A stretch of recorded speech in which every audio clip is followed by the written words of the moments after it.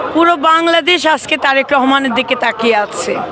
আমরা নতুন করে সাহস পাচ্ছি, কারণ আমাদের অভিভাবক এখন আমাদের মাঝে। আমাদের বর্তমান যিনি অভিভাবকের দায়িত্বে ছিলেন দেশনেত্রী বেগম খালেদা জিয়া, তিনি জীবন মৃত্যু সন্ধিক্ষণে লড়াই করেও তিনি বাংলাদেশের পতাকা, স্বাধীনতা, সার্বভৌমত্বকে ধরে রেখেছেন আপসহীনভাবে। আজকে সেই দায়িত্ব দেশের মাটিতে আবার নতুন করে তার হাতে গ্রহণ হবে আমাদের নেতা জনাব তারেক রহমান। অর্থাৎ গণতন্ত্রের ধারক এবং গণতন্ত্রের বাহক আজকে যিনি বহন করে নিয়ে যাবেন তিনি হচ্ছেন জনাব তারেক রহমান। তার নেতৃত্বে সকল ষড়যন্ত্র মোকাবেলা করে মানুষের গণতান্ত্রিক অধিকার পূর্ণ প্রতিষ্ঠার মাধ্যমে জনগণের রাষ্ট্র আমরা জনগণের হাতে ফিরিয়ে দেব জনাব তারেক রহমানের নেতৃত্বে।